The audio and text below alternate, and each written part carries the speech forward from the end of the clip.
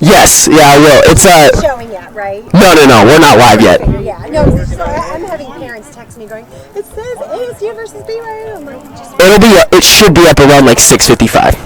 Thank you so much. No worries. Troy, do you want me to set up like to you guys like to the right of you guys behind, like by the camera or? So what? Like, to right. So I got a chair. Yeah, sure. Okay. So we'll just practice. Hello and welcome into Arizona State University West Campus for an MCLA Arizona showdown between the number 5 Grand Canyon University and the number 12 Arizona State Sun Devils. I'm Troy Lynch alongside Blaine McCormick, and this should be a very good rivalry or a good game that we see tonight. These two teams only 9.6 miles away from each other. They have a lot of history. They don't like each other. Blaine, why are you so excited about this game?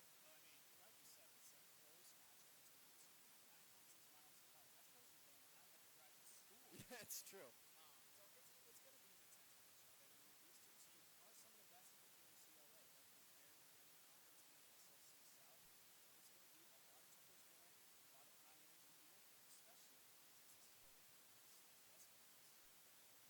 This actually opens up conference play for both of these teams playing today.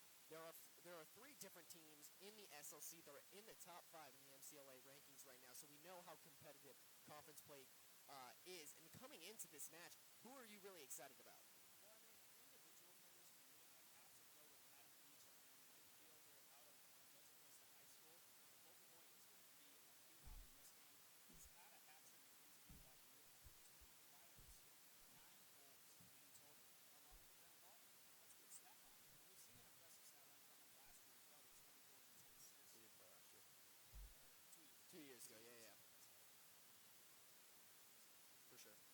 Yeah, no worries.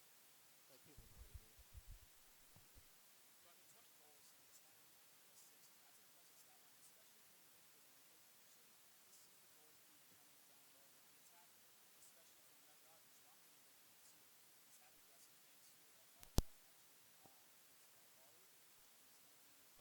There lately, 6'4", 205 pounds.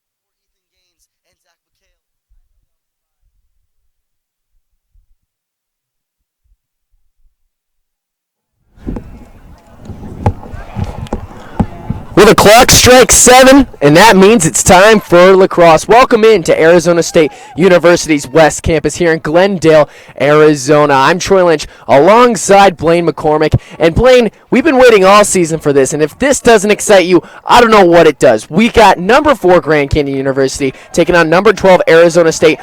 Arguably one of the biggest rivalries in the MCLA. What excites you about this match? Well, my heart is pounding right now, Troy. I mean, it's an intense atmosphere out here. There's a great fan turnout here. A lot of fans are here ready to watch this matchup. Sparky's out there doing his thing, so it's going to be a good one. What excites me about this one is that you never know what these rivalry matches can turn out to be. You know, we see Arizona State lose 3 straight games. We see Grand Canyon wins 3 straight games. But will those streaks stay alive for both teams? It's really a toss-up between the two. And in this kind of atmosphere, anything can happen. These two schools only 9.6 miles away from each other. That's a 19-minute drive. We know the history behind these two schools. Right now, Grand Canyon actually leads them in a wins and loss records 4-3. ASU maybe be able to tie that game up today. But looking at this game, Arizona State 19 days off total for them. Last week, they were supposed to play Colorado and Colorado State, which would have been good games for both of them. And now they have those 19 days off. Is that a good sign for them just because they can get healthy, or is it a bad sign because they've been cold for 19 days? Well, I mean, speaking of cold, those games were snowed out during those days. You can never predict the Colorado weather. I think it can impact them in this game, but I see it be a positive light for the Sun Devils. They have that extra time off to study up for this game instead of having to be worried about the 2 games in Colorado. They're able to work through the film more, find out what their defensive packages need to be, and find out what plays they need to run on offense in order to break down this Lopes defense. Last year for Arizona State and the GCU matchup, Arizona State went 0-2 against the Lopes, the first time coming in the regular season. 8-13 was the final score, and the next time they saw each other was in the SLC championship game, which was a much closer game than the Lopes anticipated as they took down Arizona State by the score of 14-13. But it's a brand new game, and what should excite you right off the bat is this face-off matchup. Well, I mean, Zach Mathian has been on fire this year. His face-off numbers 42 and 22. That's impressive as he was in kind of the shadow of Zach Handy last year, taking only 50 face-offs, but having a 36 and 14 record last year. That's impressive. Let's see what he can do against the graduate student for GCU, Ron Hamway. Ron Hamway. He was an All-American last year for the reigning national champions. Right off the bat, a quick win for Zach Mathian. And the Arizona State Sun Devils, they get things started against the number 4 team in the nation. Well, I mean, Zach Mathian on that one. Quick clamp on the face-off. That's going to be key for him in this. And he is fast. He's one of the fastest guys I've ever seen for a face-off man. You know, you usually see kind of the bigger guys, the shorter, stockier guys for face-off. But with him, he's approximately 5'10", 180 pounds. That's not typical for a face-off guy, but he is fast, and his arms can move very quickly like we just saw there. And we saw last year, I mean, Arizona State has been blessed in the face-off circle with Zach Handy, who was a 2-time National Defensive Player of the Year and a 3-time All-American when it comes to face-offs. And then last year, during practice, it seemed like Zach Mathian and Zach Handy, they would stay after practice for at least a good half hour just practicing face-offs. You would think they'd get enough time during actual practice, but no. Zach Mathian really took advantage of the time he had with Handy. And you kind of see that this year, too, between Mathian and Trevor Driscoll, the other face-off guy for him, the freshman out of Las Vegas. And a quick shot and a quick save, that time by Brandon Suchan. Some laundry is on the field. And it'll be a quick penalty on the Lopes. Well, this is a good opportunity for Arizona State right now. Having that early man-up offense for them and drawing that first penalty is going to be key for them. And this is going to be a great opportunity. I'm looking for Rhett Rogers on this play, the 6'4", 205-pound attackman. He prosperizes at home and just goes for goals, dump after dump. So let's see if he can get inside the crease. That's Christian Essex, one of the defenders for the Lopes, who'll be in the penalty box. And Arizona State is back on the attack.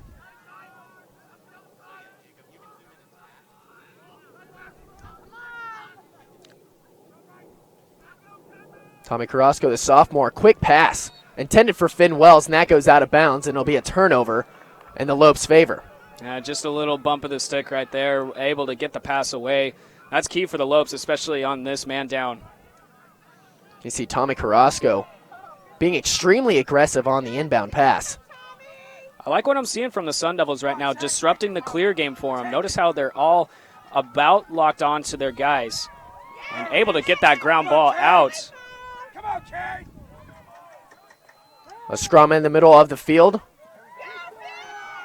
Reset the clock, and Arizona State is now on the attack. The right-handed cradle was Finn Wells, and he'll send it right back to Archie, and the Sun Devils have possession once again. Perfect execution by Arizona State on that clear game, because you got to be locked onto your guys, making sure that you can't make them go to the opposite side, especially in this kind of situation with your man-up opportunity.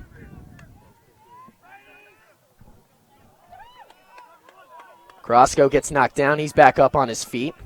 Some good defense coming from GCU.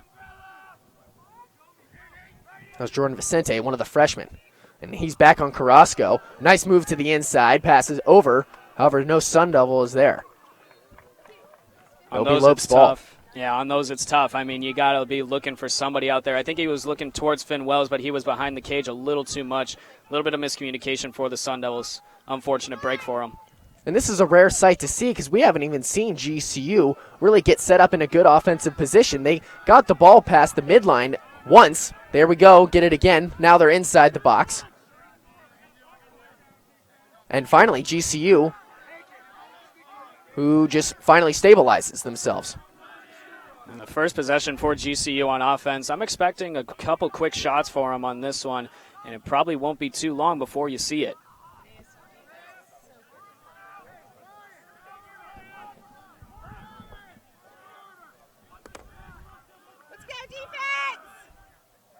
Grand Canyon University coming off a very hot win over, it was then number 3 BYU. They're number 5 in the nation now. Took them down by 8. The final score, 12-14. Joe Balistreri, the guy with the ball, he had a very impressive game himself. 45 points on the season. Actually leads the SLC. Some good defense from the Sun Devils. Ball on the ground, picked back up. And that's Zadek with the intended shot. But, however, it was off the mark. Still Lopes ball. And you see Joe Balistreri on that one, chasing it. He's been on fire, like you said, Troy. 30 goals, 15 assists, totaling 45 points for him. And the junior transfer has been on fire. He's had at least 3 goals in the past 4 games. Another shot on goal, but another miss for GCU. And just for future reference, we apologize if our clock is off. The clock here, or the scoreboard here at ASU West Campus, doesn't have the score right nor the time, so we're doing the best we can. Yeah, it seems as though the scoreboard has 4 goals against 5 goals, 4 for the Sun Devils, but it's a little too early for those things. It is way too early for that. Still a few minutes into the first quarter. What a block by Bartle. He's on the ground, eventually picks it back up. Good clamp by him. And the junior transfer from High Point University gets the save. Well, what a save for him right there. Going in that split position and able to get his stick down to the ground, blocking away those shots. And, you know, those are the toughest ones to save because you never know how it's going to skip off the grass. Tight defense from GCU early. Essex out of the penalty box. I mean, got out there a while ago. And he's on Archie Hart. He is a very aggressive player for him. You got to keep your eyes on Christian Essex in this one. You know, he already drew a penalty, but I think he's going to be a little more conservative on this, but you're going to see a little bit more aggression for him. And we've seen in the past games, it's normally GCU who's on the offensive attack for most of the game. However, in this first quarter alone, it's been almost all Arizona State. So, I mean, if the Sun Devils can keep up this pace, it could be bad news for the Lopes. Well, possession is going to be key for both teams in this one, especially on offense. Because once you have that, you're able to tire out the defense. And once you tire out the defense, goals on goals on goals. It was a good shot by Beecham. Eventually picked back up by the Lopes. Now just thrust it over to the midline. Picked back up by the Lopes. That's Zadek with the ground ball. Right back to Essex, who gives it up to DeYoung.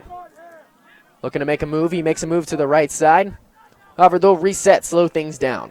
Interesting strategy here, putting Essex in at crease midi with the long pole. You don't really see that too often, especially at this level of play and with the Lopes. Once again, this game starts conference play for both Arizona State and GCU. Arizona State 2-3 on the season, only played 5 games. And Grand Canyon, they've played 8. So if you're looking up the stats and comparing them, it's a little bit different unless you're taking the averages.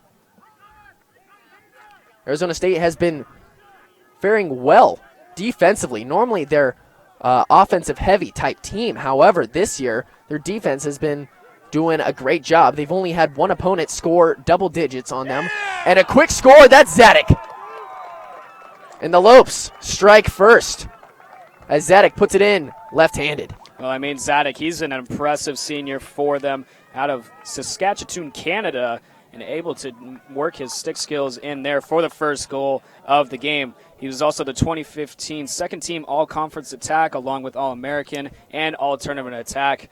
I can't even keep track of his awards. He's just that good. Zadok is one of those freak-of-nature athletes, guys, coming from Canada, and he was a multi-athlete in high school, and he decided to play lacrosse, and boy, is he good at it. He comes in with a very strong build and a very strong player, almost resembles Rhett Rogers, and a quick face-off win, this time in the Lopes' favor. Last time it was by Mathian, and that was by Josh Gruwell. So Ron Hamway wasn't even taking the face-off for the Lopes. However, GCU, they get the win. Well, you know, going back to Zadok and his Canadian roots, you often see that a lot from Canadian players. I mean, and the Grand Canyon, one of the teams in the MCLA that has a lot of Canadian recruits for them. So you notice a lot of stick skills, a lot of trick shots from these guys, and we see them even practice it before the game. Yeah, Dean Farrell, also from Canada. He was the MCLA preseason player of the year. And he was also one of those multi-athlete guys, played box lacrosse for most of his life. And he was actually a goalie, too. Had 91 points last year, Austin Eckeroth. Now back over to the X. That's Dean Farrell with the ball. And just a quick update. Our clock is right. And a quick shot from Farrell. Looked like it went off the stick of Bartle. And now it goes out of bounds. Still be Lopes' ball. And you got to watch out for Dean Farrell in these situations. He's had a little bit of a cool-down year from last year, only having 29 points. But, I mean, only having 29 points. That's kind of an understatement at this level of play. I mean, Dean Farrell, coming into this season, we knew that he was going to get a lot of attention. I mean, if anybody's the preseason player of the year, you know that all of your opponents are going to be, hey, stop that guy. And that's exactly what they're trying to do. So right now, bad news bears for Arizona State. GCU picks it back up on another turnover. And that's just a wasted possession for Arizona State. They got lucky chasing the ball down behind their own net and not able to clear it. Too high of a pass. That's just fundamental lacrosse right there. GCU wasting no time getting the ball back on their side. Good counter, and it seemed like we're 6.5 minutes into the first quarter. But, I mean, at the very beginning, it was all Arizona State on the offense. Now it seems to be GCU. Yeah, the table is definitely turned. Quick shot from Eckeroth. That one goes a little too far to the right. It seemed like Bartle was all over that anyway. And you often see that from the Lopes. So working it inside, taking those quick wraparound shots, usually going around for the pivot. And it's usually worked for them. Not so much there. Farrell taking his time. Makes a nice move, waiting for the pick. However, it's Mathian who picks him back up. And you can't give Farrell too much space or too much time, or else he's a crafty player. I mean, we've seen it before, especially against that game against Cal Poly when it went into a few overtimes. And a quick shot, Balistreri. He gets his first of the night. And if the Sun Devils aren't careful, there could be many more to come. Well, I mean, Balistreri has just been on a tear this season. And, I mean, in the past 4 games, like I said before, at least 3 goals. That's obnoxious numbers for an attackman at this level of play. And, you know, he's kind of a shorter guy at 5'8" and 170, but he can deliver on rippers. And, I mean, that was one of the fastest shots I've seen this game so far.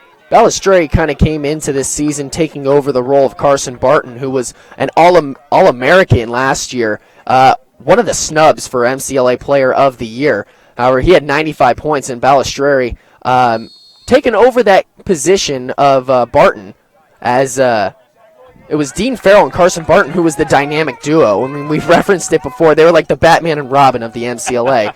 However, now it seems to be Balistreri and Farrell. Well, Balistreri is definitely taking on that ultimate Batman role right now, and he's on pace to break Carson Barton's point record as he has 45. Make it 46 with that goal, and we'll see if he can keep it up. I expect a lot of good things from him this game. Yeah, Balistreri leads the SLC in points with now 46, and he should be just in second in goals. That was his 31st. So Sun Devils down early, 2-0 in the Lopes' favor. I mean, for Arizona State right now, if you're looking at their offense, it's just the little things, making sure that you get the fundamentals right. And GCU kind of playing a spread-out defense, really locking onto them. That could be dangerous for them as they do have some good Dodgers on this Sun Devil team. Lopes playing some good defense. Archie getting close to the crease and missing the shot. However, it'll be a crease violation, and it'll be the Lopes ball. Like I said, little things. That was a great dodge by Henry Archie, and an LK shot. Missed a little bit wide, but they were going to be able to chase that down if he didn't put his feet in the crease. And you know, at that stage, those are the things that you just got to pound away at practice in. You never want to get down too far too early, and it seemed like Arizona State kind of in desperation mode with that last shot by Archie, just trying to get a shot off. However, it turns into a turnover, and here comes DeYoung taking the shot saved by Bartle.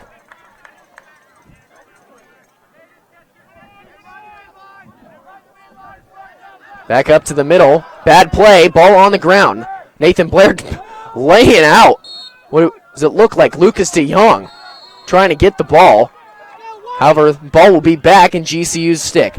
Yeah, it looks like a little too much oomph on that one from Nathan Blair as he pushed him in the back. That's why the foul was called. But, man, he is a monster sitting at 6 foot, 195 pounds. That's got to hurt. He'll feel that in the morning. Nathan Blair, a walk-on last year, and became one of the starters when Mitchell Drake got injured. That was when Ryan Burns was the captain, and last year for Arizona State, none of their defenders played the year before. They got a little playing time, but none of them were starters. So Arizona State's defense was very shaky last year, and now it's big improvement with McRobbie as a head coach. And, I mean, you kind of see it from them this year as they only have 2 upperclassmen, Mitchell Drake as the senior and Nathan Blair, only a sophomore. All the rest are all freshmen. So that young defense and that kind of not getting used to this style of play for them might hurt them, but in future years, it's going to help them a lot. In Arizona State, they graduated a few seniors in Dan Davis, Cooper Piquel, and a quick shot, and there's Finn Wells for you. My goodness, he's got a cannon. And that's the first goal of the game for him, and Arizona State is up on the board. Well, what a ripper from Finn Wells, and just having that torque on him right there. You see, that's a classic shot, sidearm shot with that, as he's really putting the hips in, rotating his back all the way, and just delivering it home top shelf. That's amazing, and that's exactly what they teach you at practice. It's exactly what Arizona State needed, too. GCU's defense, they're holding their own for a while, and a win by Mathian. And that's Mathian's 3rd win in the faceoff circle, and he's having an impressive game so far.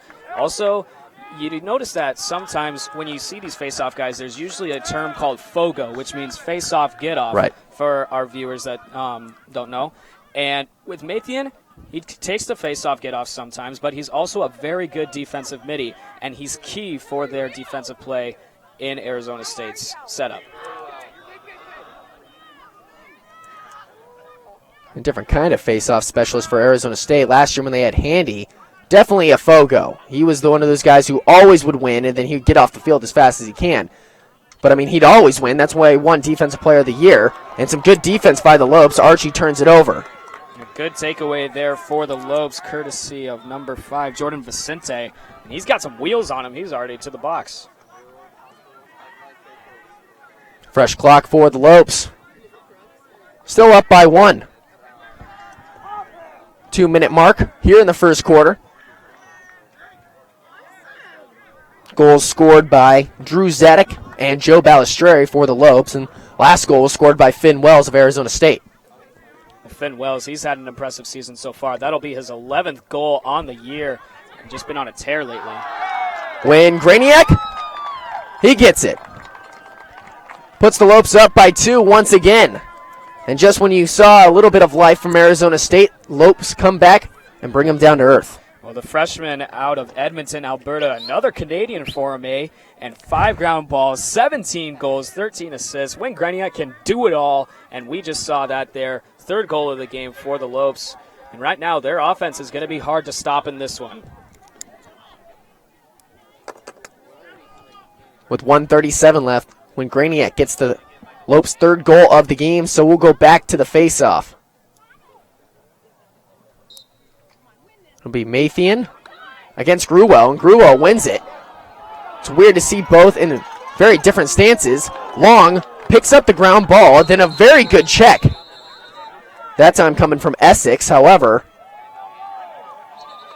Whistles are blown, and the Lopes will get the ball back. Well, Christian Essex, we've said his name before. We'll say it again. Aggressive play style from him so far in this one.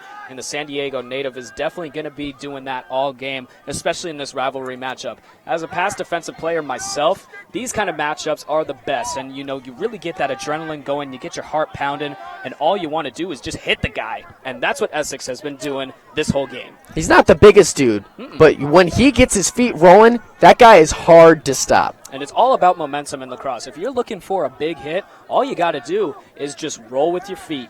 And you just got to deliver with your shoulders. You don't have to be a bodybuilder to play this game. You just got to be fast. Under a minute to play here in the first quarter. Balistreri with the ball, trying to make a fancy shot. Now it's a little too high. Excuse me. He scores again. Well, Balistreri, we've said it once, we'll say it again. What an impressive goal from him. And that'll be his 2nd of the game, 32nd on the year. You just can't stop this guy. There's no way. I think his pocket might be a little too deep because on that one, everybody's slashing his stick and trying to get the ball out. Nothing. And a goal. So GCU pulling away early here in the first quarter. Offense really working well, and their defense doing the same thing.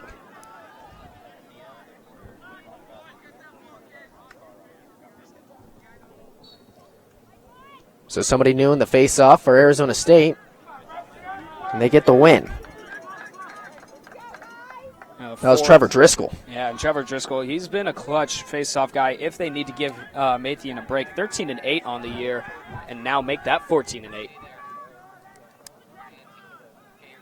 Arizona State back on the attack, trying to get out of the first quarter with another shot, and there's it by number 2. A little too far to the left. Good save by Suchin, being able to block the ball from going into the net. Well, Wes Schuler on that one. What an impressive shot. Just a little wide of the net, though. Now GCU going on the tear for the clear game. It looked like one of the defenders for the Lopes was trying to take the shot, but that'll be the buzzer, and that'll do it for the first quarter. Well, the Sun Devil defense saved by the bell on that one, as those shots are very hard to interpret, especially from the long poles, because you never know where they're going to go in those kind of situations, because normally on a short stick, you can kind of interpret where the shot is going, but on a long pole, it's hard to interpret because it's so much longer, and you just have to try and go for everything. Saved by the bell on that one, though. Woo! Last shot made by Braden Sparks, but Arizona State, they get away. Now, it's still down 4-1 heading into the second quarter, but it's still going to be a tough task for them to come back. I mean, they've been off for 19 days. I mean, you got to. They're excited. However, they're going to come into this game slow. They haven't really played a competitive game, since they played BYU, and that was when they lost 7-8. And then, however, the GCU Lopes last game, they beat BYU 12-4. I mean, in this sense, for Arizona State, having those games rescheduled from last week, you kind of get cold feet in that situation. But now they're going to be able to play CU and CSU. The CU game will be on Tuesday, April 12th, and later that week it's going to be the Territorial Cup matchup where they play U of A on Saturday. And, I mean, this is their first game in 20 days. Like you mentioned, play 6 games in the next 15 days.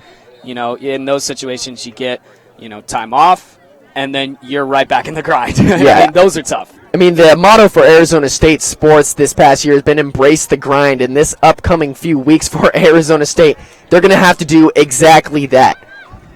And we're almost ready to get the second quarter underway. 4-1 GCU, the number 4 team in the nation, coached by Manny Rapkin, who brought them to the promised land last year. And Manny Rapkin, who's had a very impressive resume behind him. He started coaching the Lopes back in 2011.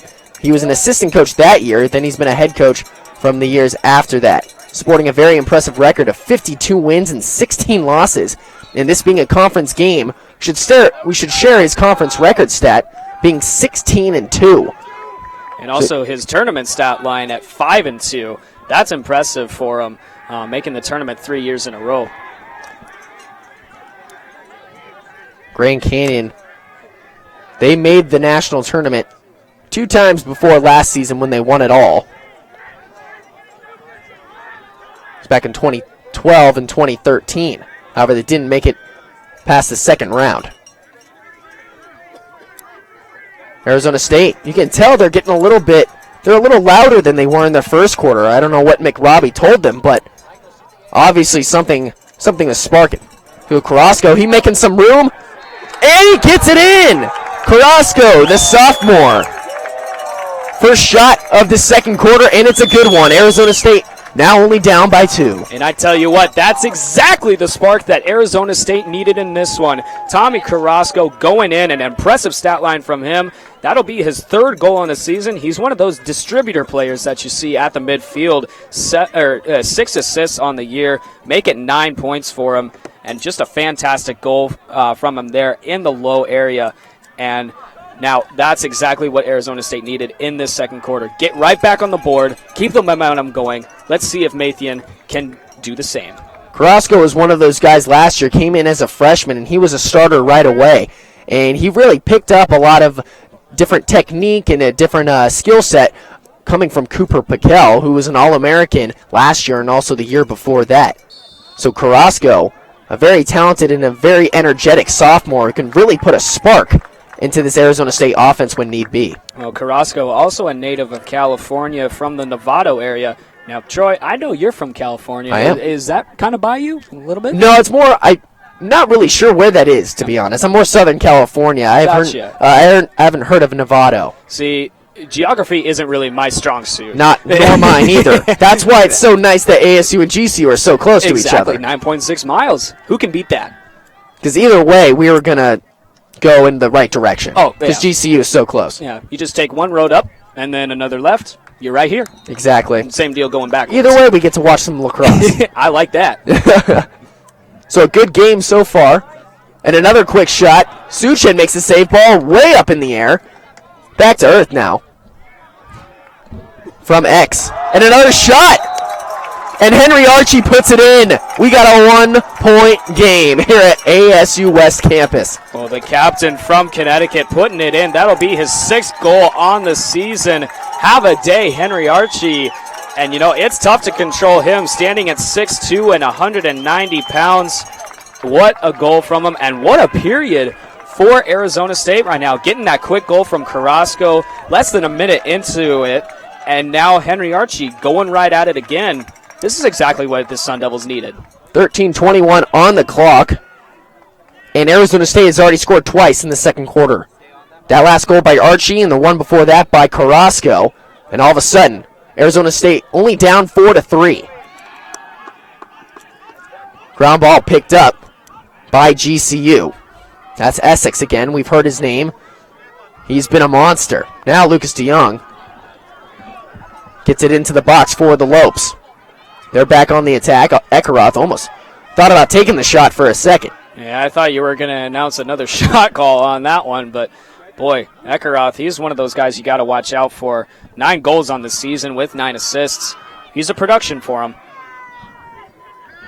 One of the midfielders who has a lot of range last season when almost anybody on the GCU offense could score from almost anywhere. I mean, you get Carson Barton and Dean Farrell who get really close to the crease, and then you get Ekaroth, who's almost like a sniper. Good shot. Bartle with a nice save, using his feet too. Well, I mean, going back to your midfield discussion, then you add Cam Wingreniak in that pool, scoring 31 points on the season as of this game with the goal he had earlier.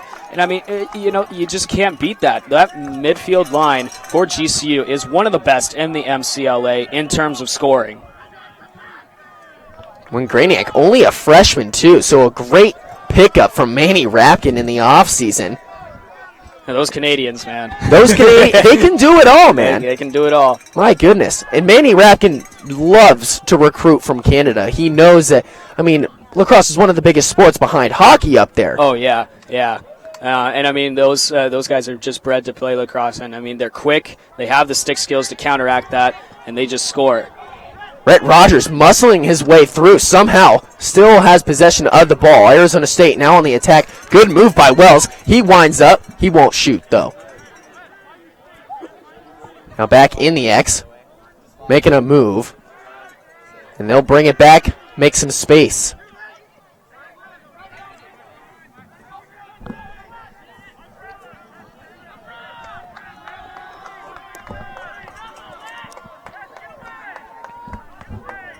Wells directing some traffic. And you kind of see him settling down here as we had a lot of fast-paced passing for him. One cradle and out. Good swim move. Finn Wells, his shot is blocked. Another crease violation in GCU. They'll get possession again. And that's unfortunate for the Sun Devils. A great shot there from Finn Wells. But unfortunately, the Lopes are going to take possession on offense on that one. And you got to watch out for Wells. He's already scored in this one. He might score again. It was a good shot, too, but when you get an All-American in front of the net, as in Brandon Suchan, that is extremely hard to score on. I mean, Arizona State, they've done it 3 times already. But, I mean, scoring on Suchan has always been a difficult task, no matter who the opponent is. And, I mean, last year he had a 62.6 save percentage, and that's very impressive from a goalie in this type of play. This year, though, he is vulnerable. 57.9 save percentage. So if Arizona State is able to get those shots in, they could be sitting pretty.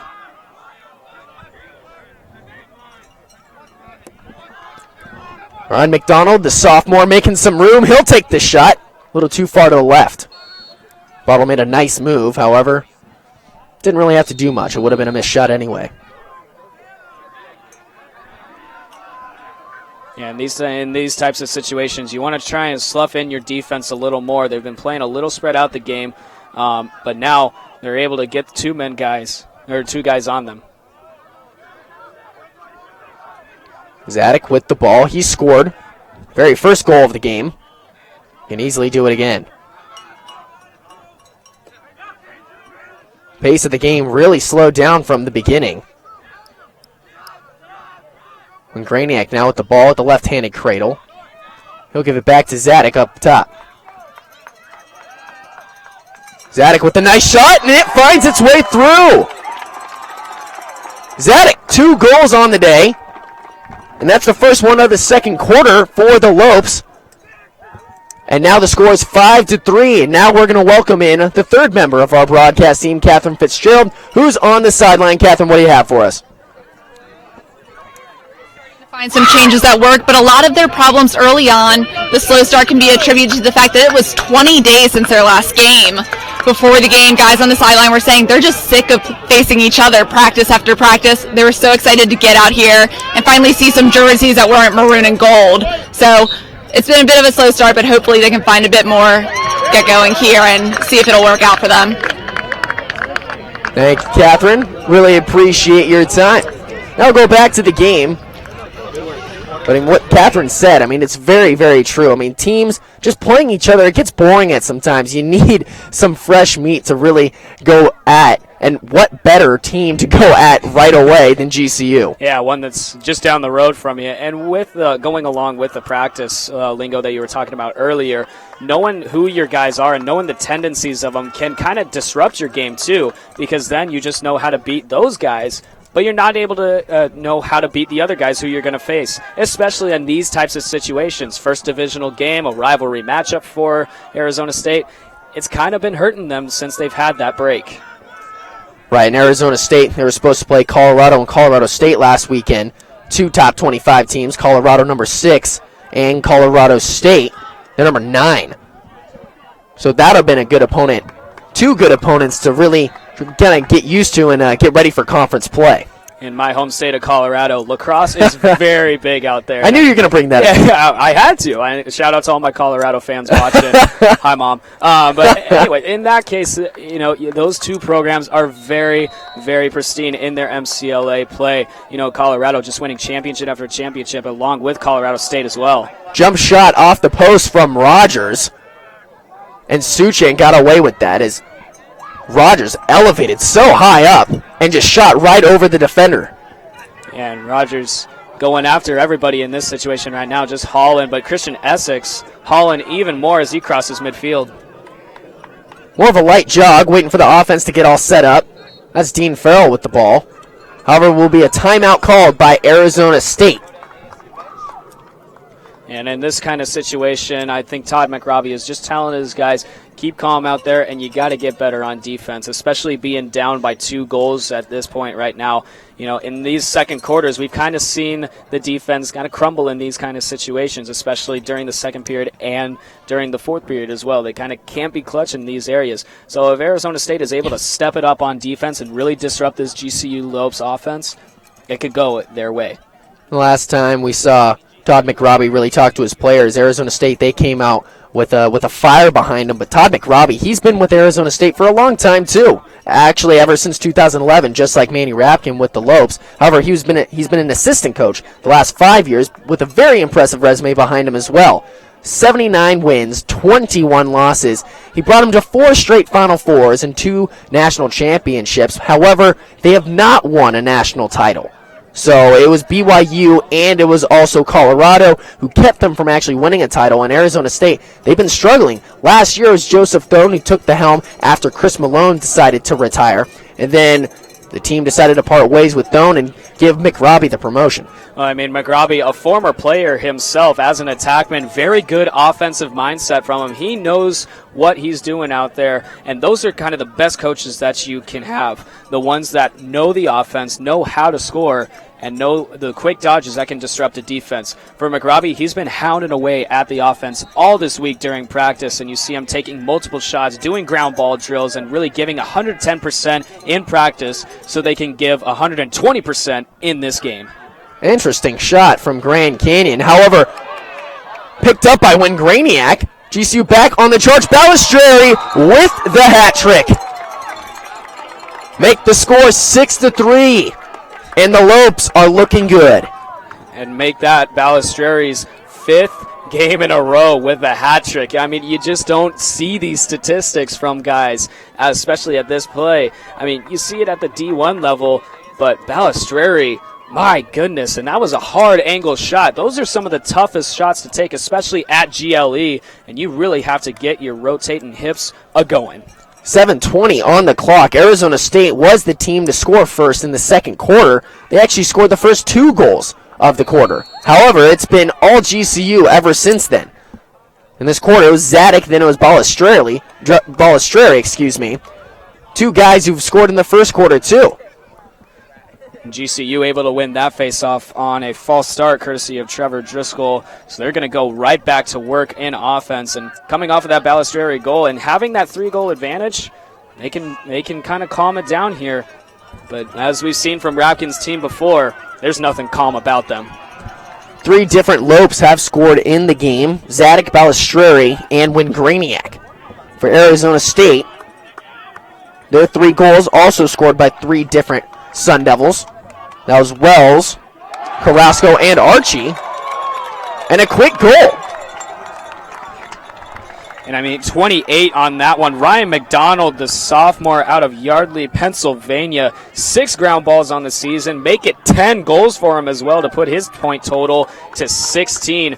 And my goodness, GCU just on a tear lately. We saw Arizona State kind of take control of the second quarter early, but now GCU flipping the cards. So another timeout called by head coach Todd McRobbie for Arizona State. They have a lot of questions and not a lot of answers. Down by 4 with 6:42 here in the second quarter to play. We thought this was going to be a tight game. We actually talked to Louis DiDonatis, who was a former GCU player last year. He was an All-American LSM, and he was a national champion. Coming into this game, he thought the GCU was going to win 14-9, a 5-point differential. However, he did think it was going to be a close game throughout the first 3 quarters, and eventually GCU was going to pull out. Well, I mean, this game has been going GCU's way, obviously, with 7 goals in this game right now, and Arizona State trailing by 4.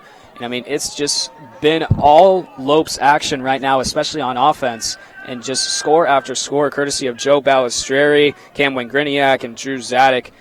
And this whole roster has been impressive this year. You know, they started out a little rough on the season, losing their first game to Utah Valley, which is usually not one that you would expect to lose. Nobody thought that was going to happen. Nobody thought that. And then they came back, won against Cal Poly, went against the University of Colorado, which is a huge win for them, 14-13 in that one, and then went on a 2-game losing streak. Now they're on a 3-game winning streak. With the past 3 games going up against Boise State, University of Utah, and then BYU as well. And they could win their 4th straight here at ASU West Campus. Mathian with early face-off win for Arizona State.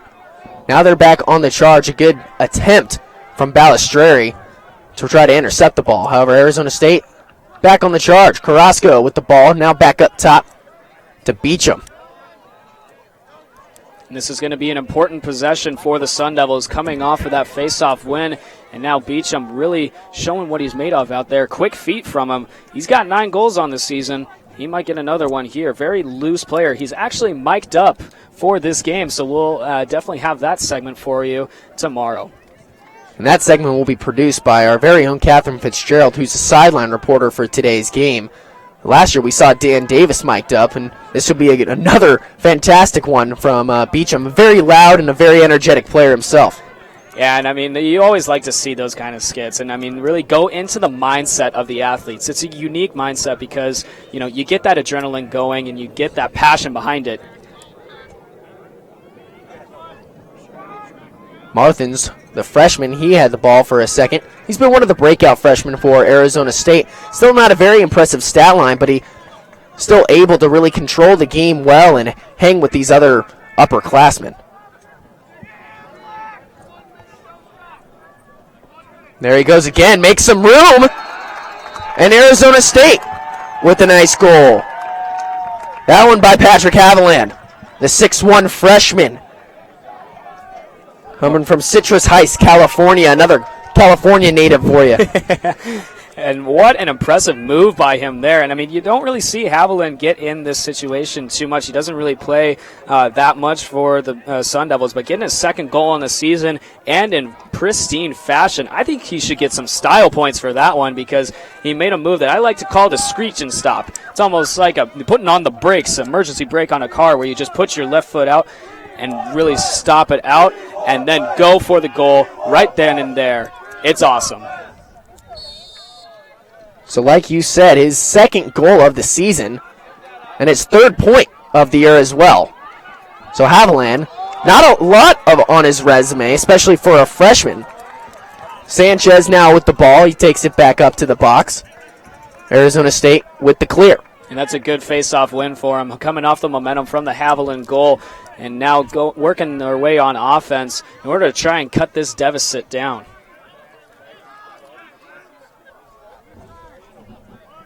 So Arizona State, they just still will not go away. Every single time you expect GCU to just pull away, Arizona State, they come right back. Still down by 3, but however, in the sport of lacrosse, it's not by much. And I mean, those momentum changes can happen in an instant, especially down here. Wells, cross the field pass. And a good pass, and Haviland with another shot. Here comes Rogers next to the crease. Another block by Suchan. Crease violation, and Lopes with possession. That's unfortunate for the Sun Devils. Another crease violation for them. You don't see that too often in this game, in this type of game for them, but the adrenaline is just getting to them, I think. Just trying to go for shots that they can't really produce inside. I think they need to take those wide open shots, get someone open. My eyes go straight to Adam Beecham because 9 goals on the season, and he's one of those midfielders that primes his skills in those top-of-the-box shots. 9 goals, but also 0 assists. We know that he's really a target shooter and just like a sniper who also has a lot of range himself. has a very strong shot and can make it from 20, 30 feet out. And they're going to need someone like him in this game, especially with time ticking down with less than 3 minutes to go. When Graniak trying to muscle his way through, double team by Zach Long and Mathian. It's going to be hard to muscle your way past Zadok. Good stop by Bartle, ball in the air. Some Lopes lost it. Zadok picks it back up. Good ground ball for GCU. Now at X, here comes Dean Farrell. He hasn't scored yet today, but that could easily change. When Graniak, my goodness, behind the back, and a beautiful assist from Dean Farrell. And now the score goes 8-4 as the Lopes double up the Sun Devils. I'm speechless. What? I mean, those are the prime goals that you love to see, those behind-the-back shots. I loved it whenever teams like that just scored it because that's just style points. And when Graniak, he's Canadian, so he knows how to do those trick shots. What a goal by him. And yeah, your face said it all. I mean, just, what? It was just that expression of, oh my goodness. Yeah, just awe. And it's just the trick shot itself, and also a freshman being able to do that and have the confidence to do that against a top 15 opponent is outstanding. Hey, if you can do it, keep doing it, yeah. So GCU, 8 goals in 2 quarters of play. Still 2.5 minutes before halftime. And I mean, going back to that goal, that's when Graniak's second goal of the game, too. It's just an impressive stat line from him in this game and from the season alone. Let's see if ASU can answer right back. Arizona State desperately needing a goal before going into halftime. Patiently waiting now. Schuler with the ball. Circle it around the GCU defense.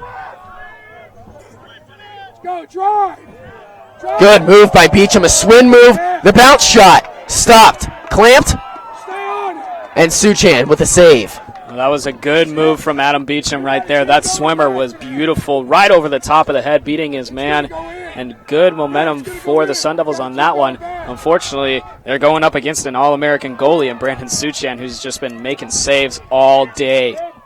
Lopes get away with that one. Ekaroth looking for the long distance shot. He pulls back. Back over to Farrell. Under in a minute half to play. A few whistles. That'll be a timeout, GCU. And this is a good timeout taken by Manny Rapkin in this kind of situation. You know, with just about a minute to go in this period, you're looking to really kind of stall the ball right now and try to get a shot off with about 7 seconds to go.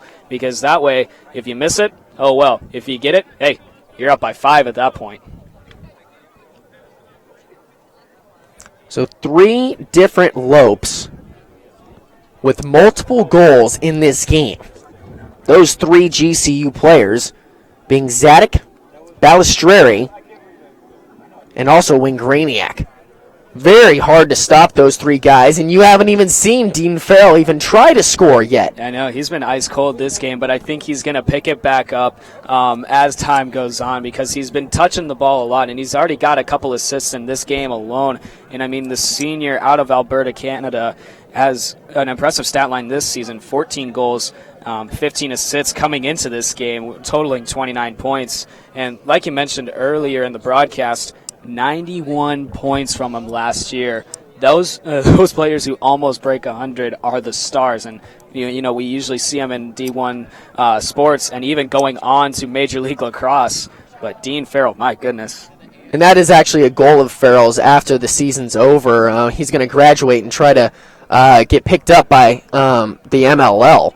And Dean Farrell can easily do it. Yeah, his stat line's not as impressive as last year. However, he's this perfect example of a team player. He really I was is. talking to him earlier this season. He doesn't care if he gets 5 points or 200 points. As long as he's holding a national championship trophy above his head at the end of the season, that's what really makes him happy. And right now, the Lopes, they're looking like a national championship team once again. And I was actually talking with Manny Rapkin earlier this week, and I asked him is that win from BYU, does that look like the team that won it all last year? He's like, yeah, they're just figuring it out. And that was actually a shot by Dean Farrell, his first of the game.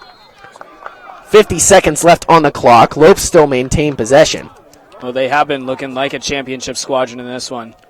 And shoved into the crease is Zach Long. And Arizona State, not sure if that was clean or not. However, they'll get the ball back, inching towards the 30-second mark.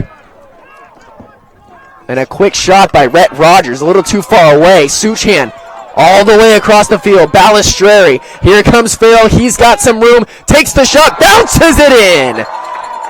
Farrell with his first goal of the game, and it was a good one and a beautiful assist coming from Balistreri. Well, Balistreri not only gets the goals, but he has the eyes to get to Farrell, and Farrell able to deliver that one, putting it in the bottom right below the legs of Bartle. And what an impressive shot from him.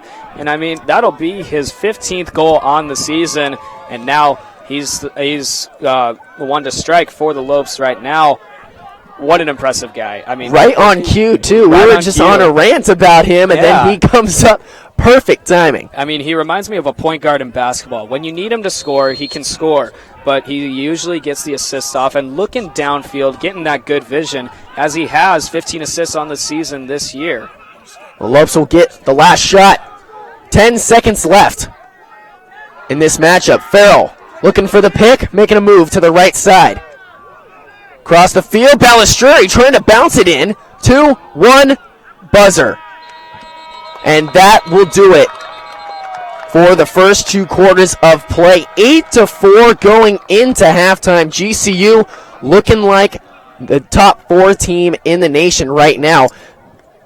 It's amazing how many different Lopes have scored in this game, and right now, ASU, they need a lot of answers. Well, I mean, Zadek, Balistreri, Wingriniak, McDonald, and now Farrell. All 3 attackmen for him have scored, and then the additions of the midfielders in McDonald and also Wingriniak. They've been distributing the ball very, very well. That one cradle and out offense, that quick passing around, not taking too much time to take your shot, has been working very well for them. And they've looked like the championship team that they were last year. And what an impressive half from them so far. All right, well, that'll do it for us, at least for this half. If you want to stay with us, we'll have our halftime show for a WCSN production. That'll be with Eliav Goodbye, Zach Piquel, and Ethan Gaines. You're not going to want to miss it because we still have a whole nother half of MCLA lacrosse left. 8-4 going into halftime. GCU in the lead.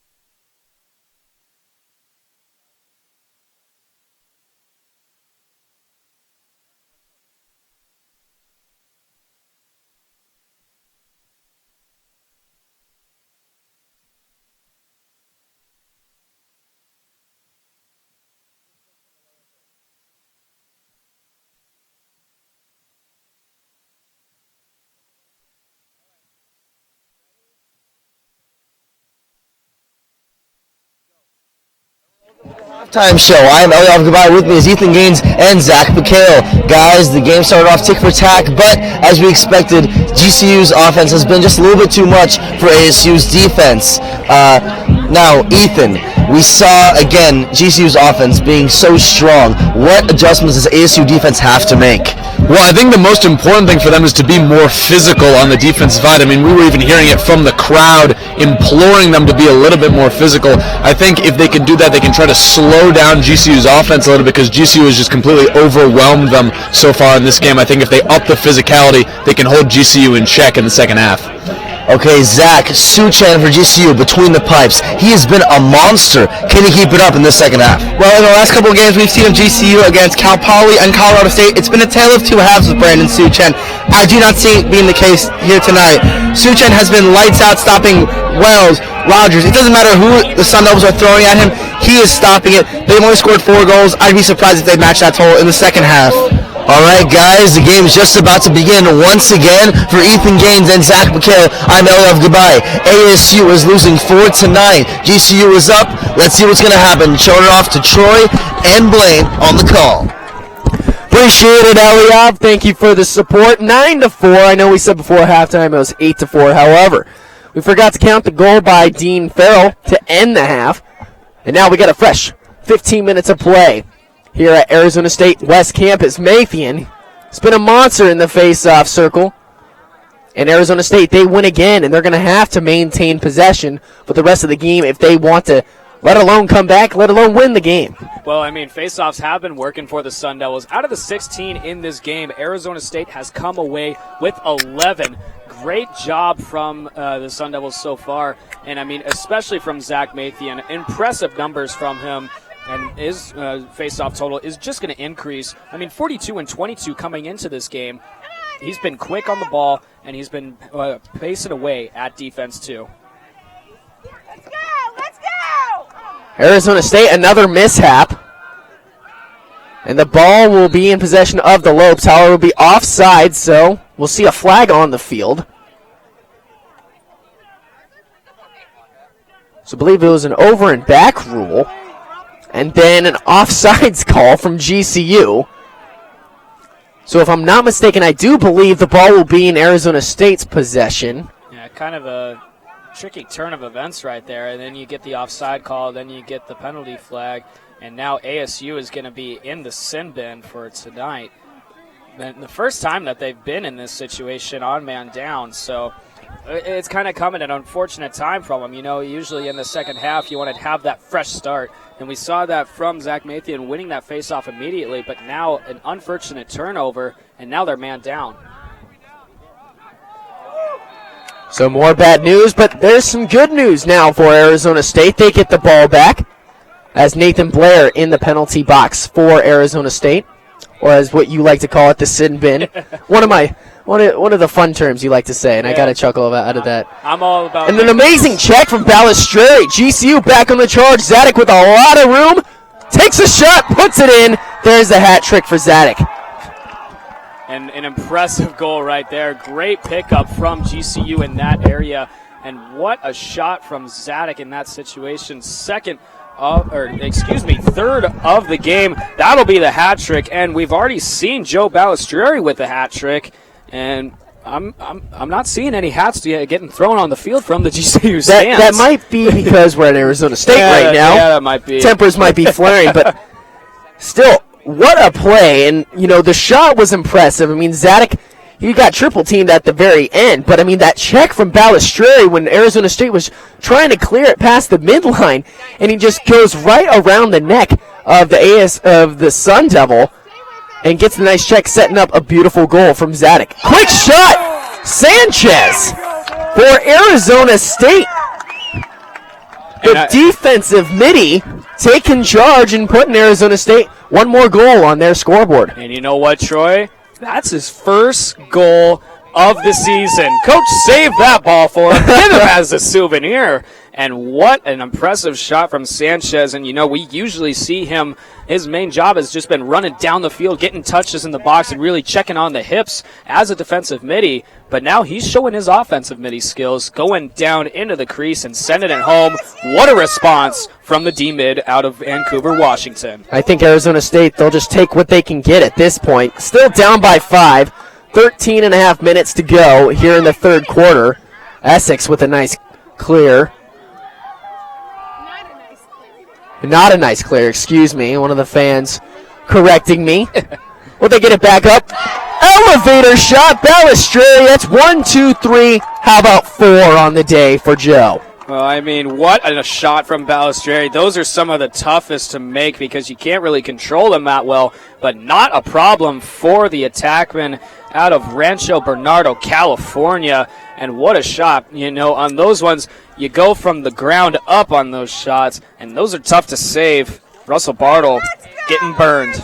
That's an NCAA Division I type shot right there. And Balistreri, he made it look easy. I don't know, all these different cool shots that the GCU Lopes, we saw when Graniak in the second quarter go behind the back, and that was an elevator shot from a very difficult angle. Well, you see all types of shots from these guys, and you get the sidearms, you get the elevators, you get the behind the backers. And it's just all about stick skills. And these attackmen for the Lopes have those, and they've delivered tremendously. So the Lopes back with the ball. Balistreri going towards X as they circle it around the Sun Devil defense. And believe it or not, Arizona State, they're actually doing better than BYU, who only scored 4 times against GCU when they actually traveled to Provo. And it's going to be tough for these Sun Devils defense to stop this kind of offensive caliber that the Lopes have. Just score after score, and they're quick too. They're really good at dodging, as we see down there. They just got to force them down the alley more. Get brutal. Honestly, I think Arizona State's just catching the Lopes at a bad time, just because I don't know if there's any defense in the MCLA who can stop the Lopes. All the momentum's on their side, and every single shot has been a clean one. It's been close to the pipes, or it just goes in. And on that call, GCU will actually get the ball back as they had a ground ball turnover opportunity for them, but a little too much oomph on that hit from Mitchell Drake. Ground ball shot from Farrell off the pass from Wingraniak. They're the closest ones to the ball, and they'll get the ball back. Here comes Zadek coming up the near side. He'll take a quick shot. Good block by Long. Ball on the ground. Sun Devils pick it up. Sanchez. We saw him score last time. A burst of speed for him. Here comes good pass up to the middle. And that was by 14 who took the shot.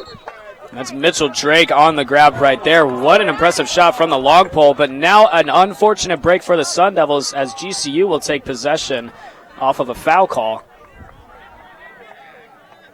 Mitchell Drake, a defender for Arizona State, taking a shot. It was a good effort and a good setup by Jeff Sanchez. However, they couldn't put the ball in the back of the net, which is not the defender's job necessarily. And a local favorite here out of Phoenix, Arizona, went to Chaparral High School, which is also where Finn and Rhett Rogers went.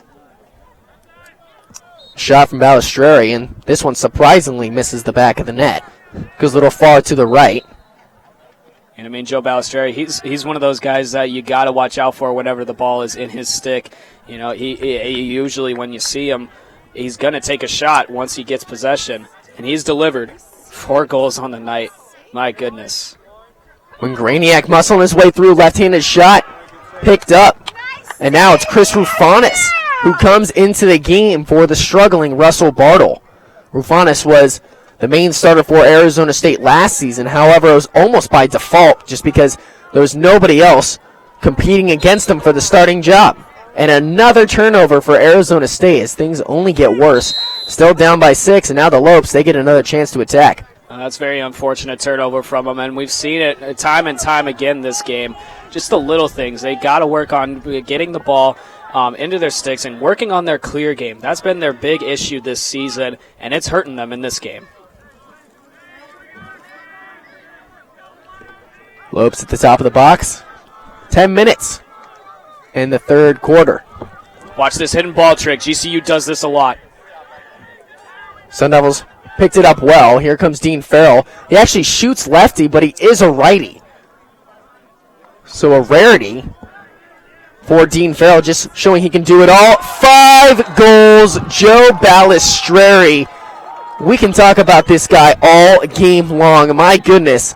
How long does it take until he gets to double digits? Well, you know, he might be able to get a sock trick in this one. And for the fans that are watching, that's when you score 6 goals. And, you know, we've seen him do it before in previous games as well. I mean, Joe Balistreri, when he got his last 6-goal game, it was against Boise State University when he actually scored 7 goals and got 5 assists, meaning 12 points in that matchup. And he's on pace to have that again tonight. What an impressive performance from Joe Balistreri.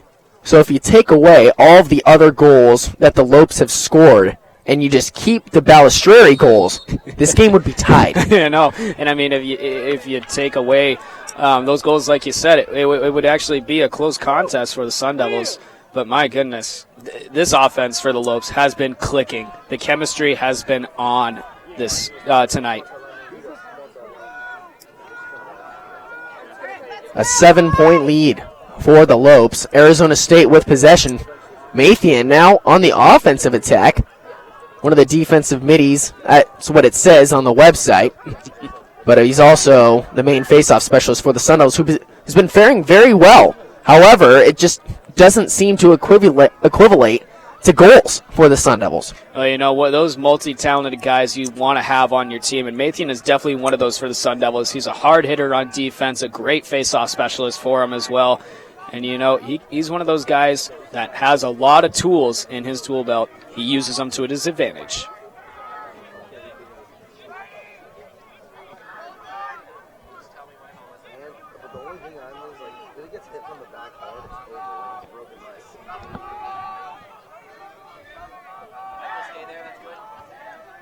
Carrasco giving the ball back up. He gets it right back. He has 1 goal in the game. Now it came from early on in the second quarter. Taking another shot. Make it 2 right on time. I think he might have heard you. There must be a mic in his helmet or something. I think there might be. I think Dean Farrell heard us too. Balistreri loves hearing his name get called out, so it just equivalates to goals, I guess. So now the score, 12-6, and Arizona State still doubled up by the Lopes. However, they're making the small things count. Well, Tommy Carrasco on that one. What an impressive shot for him. And those left side dodges are some of the toughest ones, especially shooting from the left-handed side, given all of his torque in, working with the hips, and another goal for Arizona State to cut the deficit to only 6 now. Good check from Long. However, Lopes get the ball back. Smooth move from DeYoung. Here comes GCU. However, this one blocked by Rufanis. And Rufanis is going to get a penalty. Yeah, a little bit too much of a slash in this rivalry matchup from the goalie, as that's going to be another dirty laundry on the field and another penalty for the Sun Devils. Now he's going to come out, sit in the penalty box, and we're going to get another goalie inside between the cages or between the pipes.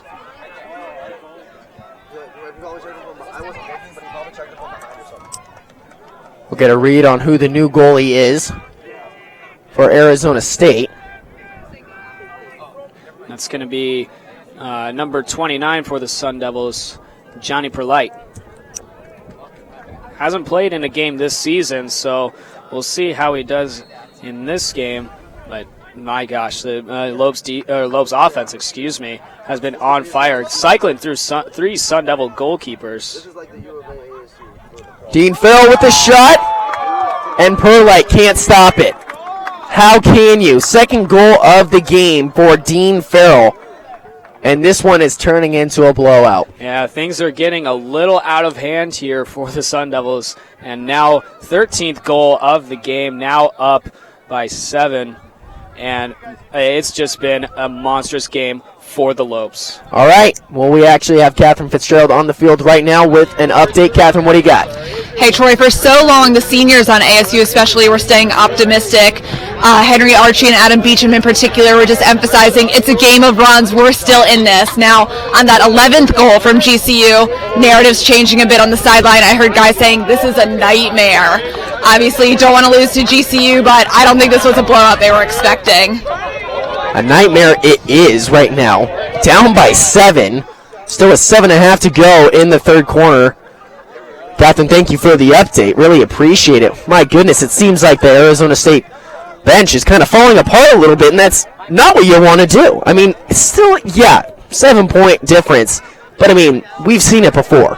Former coach of mine for lacrosse, in these types of situations, when we've been in this situation before, the best solution to deliver from a nightmare is to wake up. And that's exactly what the Arizona State offense needs to do. Get clicking, get good chemistry, take conservative plays for them. Don't be passing too much, and make sure you go for the open shots. Shot blocked, Suchan. Looking good. Ever since halftime, he's only let 2 goals in, and 6 total on the game. Suchan's got a lot of gold in his trophy case. Second-team All-American goalie, honorable mention for an All-American, All-Tournament goalie, 2015 Scholar Athlete. All those that I just mentioned were in 2015, and he's been performing very well here today. Ekaroth trying to get in on the fun. He hasn't scored in this game yet, but we've seen him last year. He had a pretty good resume behind him as well. Oh, yeah, 38 points. And a good save by Perlite that time. Is that when you can hear it hit off of his chest, I believe. You got to tip your cap to your goalie in those situations. Those are some of the toughest ones to take because you're getting the ball thrown at you 50, 60, 70 miles per hour and taking it off the chest. You got to have a certain mentality in those situations. So since Perlite is checked in for the Sun Devils, only 1 goal has been scored, and that came off the stick of Dean Farrell. Ekaroth winding his way around. Some good defense. However, they're getting into it with Beecham. Getting knocked down. A little more aggressive than we're used to seeing, and a bad pass. Well, that's exactly the kind of momentum that you want from your middies, especially from Adam Beecham. What a play on that one. Unfortunately, his fellow teammates couldn't answer back as they just have another turnover. That's been the story of this game. If they limit the turnovers, they'll be able to get back on pace. Balestre able to keep it in. A little slow to get up now. He's not even on his feet. He's just bowing his head, still on his knees as that ball will go out of play. You never want to see this from your star attackman. He is just out of wind right now. Not even attempting to go back into the game. This is a scary moment for the Lopes. However, the play will continue. Dean Farrell slowing things down and gives it right back to Balestre. He walks into the box, and he'll give it up. Boy, he does not look 100% right now. He took quite a hit on the sideline and just kind of walking around right now as you see him approaching midline. He might try to get out of this game. Nope, he's staying in. Quite the effort from him. I mean, I got to tip my cap to that guy. And lacrosse players, they're almost as tough as nails. I mean, you know hockey players, that's what you kind of compare him to. And then he gets a good check put on him as he's double-teamed. As Zach Long, he picks it up. Balestre making no effort on defense. However, doesn't really matter when you're up by 7 goals. Balestre took quite the hit, so I feel for him in those types of situations because once you get the wind knocked out of you in lacrosse, it's tough to get back. Now Perlite trying to go for a goal himself, but it's kind of dangerous for your goaltender to go past. I mean, they had Jeff Sanchez, one of their defenders, score in his quarter, and then they also had another defender try to take a shot. So, hey, why not Perlite? I mean, you just gotta get answers right now. Too many missed opportunities for the Sun Devils and too many turnovers for them right now. They gotta get one big shot right now in order to pick up some momentum because with under 4 minutes to go in the third period, it could just slip downhill for them. And honestly, I think you gotta give a good shot from Wells. That one trails off to the right. I mean, you got to give it to Rogers, I would think. I mean, he's the big body guy who can really muscle his way through, try to draw some attention, then set him up for a good assist, maybe to Wells or somebody else. However, I mean, you look at this defense by GCU, really putting the pressure on Rogers, who's listening to us too, apparently. right on cue, taking the shot after we're talking about him. And he's been ice cold in this situation, in this game so far, not taking any goals for this one, which is usually what we see from the 6'4" attackman. And a shot. Laundry on the ground. Goal is scored by Wells, and it will count. Well, that's exactly what you need in this type of situation. Finn Wells, who opened the game for the Sun Devils with their first goal, now gets his second goal out of the game, and at a critical time with about 3 minutes to go and 13-7 the score now. Finn's doing an impressive job out there. He's not giving up, and neither are any of his teammates. A good shot of the crowd here at Arizona State's West Campus. And even though it is a club sport, people pay attention to it. Oh, they love this sport out here, and I mean, quite the fan turnout. I think the bleachers are actually packed, and now there's a whole bunch of standing room. You know, they don't charge anything for these games to come in for it. It's a club sport. But what an impressive fan turnout, and you love to see that local fan support, and we see it from GCU as well. Their sideline is packed with purple. I mean, great turnout. I love these kind of situations. These rivalry games really bring out the best, sometimes the worst in people, too. That's true. That is true. And it's funny because Arizona State West Campus, lacrosse is the main sport for them. All of the other sports are played on the Tempe campus, which is about maybe a half an hour drive from here. And, you know, you love to see that, especially since Arizona State is a lot of separate campuses, but a united school in itself. And we really see that unison here tonight. A lot of maroon and gold out here. Sun Devils with a few more shots, still on offense. They're not giving up just yet. That's exactly what you want to do. Tough pass, good defense from GCU. Martins struggling to get it. Ground ball picked up by DeYoung. Push in the back by the Lopes. It'll be Arizona State possession. That's a good effort from Jake Martins at that situation. I really like what he's doing in that one. Embracing the grind, getting gritty with it, and now really going at it to just try and get something going for the Sun Devils. And Finn Wells answered a few minutes ago. Let's see if he can do it again. Wells with a shot and a hat trick for him, and a must-needed goal for ASU. Back-to-back goals for Finn Wells, the senior. Well, I think he heard me on that one, and he delivered right there for his Sun Devils, and you can see the bench really getting fired up at that point. You know, with the score 13-8, that's exactly what the Sun Devils need to do. Just take those inside shots. I'd go to Finn. I'd go to Rhett. I'd go to any of the attackmen in this situation right now. But if you get a shot up top towards the box, feed it to Beecham. Finn Wells, 5'10", 175. However, he plays like he's 6'5", 250. Grit, determination, and perseverance. Those are the three words I describe Finn Wells by, because he is... Here comes Mathy, and he's got some room. Lost the ball for a second. Ground ball picked up from Arizona State. It's loose again. Few whistles, and it'll be a timeout called from Arizona State. Some words exchanged afterwards, and we'll get a flag. And that one on Tim Mahaney, doing a helmet-to-helmet hit on that one. You never like to see that, because you can easily get a concussion with these buckets that they have on right now. But a good call from the referee on that post whistle. You never want to see any of those hits, and you got to stand up for your boys in those types of situations. However, the truth of the matter is, fans here love it. The fans do love it. They love a good rivalry. They love some good trash talking. And, you know, right now, as we are getting closer to the fourth quarter, we're going to see more of that. And Arizona State, a little bit of life in them as well. Yeah, you know, this is one of those games that you see Arizona State and GCU play at the same level. You know, normally in, like, say, basketball, for example, Arizona State plays in the Pac-12, GCU does not. And while this game is really significant of the rivalry and kind of the building of this school as well for GCU, you know, you see these types of programs clash against each other. And especially with them being in the competitive conference in the SLC South, you see a lot of tempers flared. We just saw it with Mahaney. We'll see it again later in the game. So we'll just kind of go over the top 25, and some teams in the SLC are in them. Chapman University, they're in the SLC North, but my goodness, they are tough to beat right now.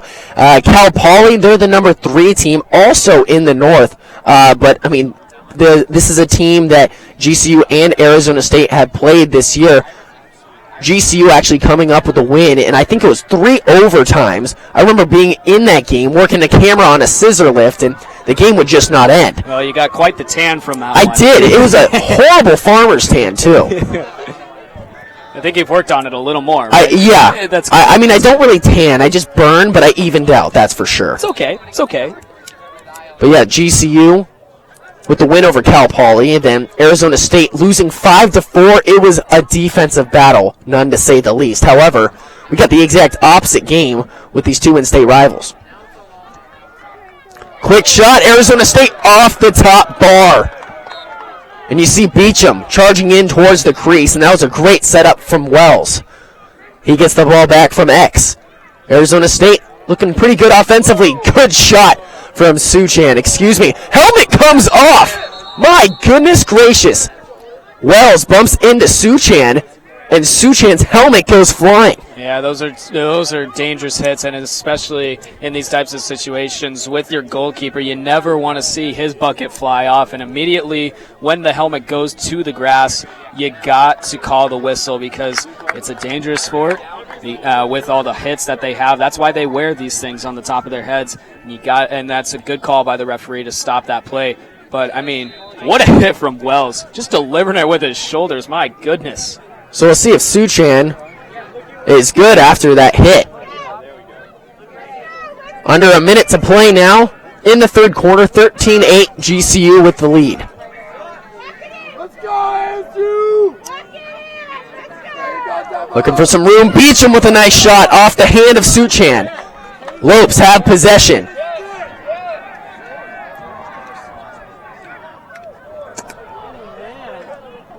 Ball loose again, picked up by Reagan. Still loose, getting closer to the midfield line. Feet are over the net.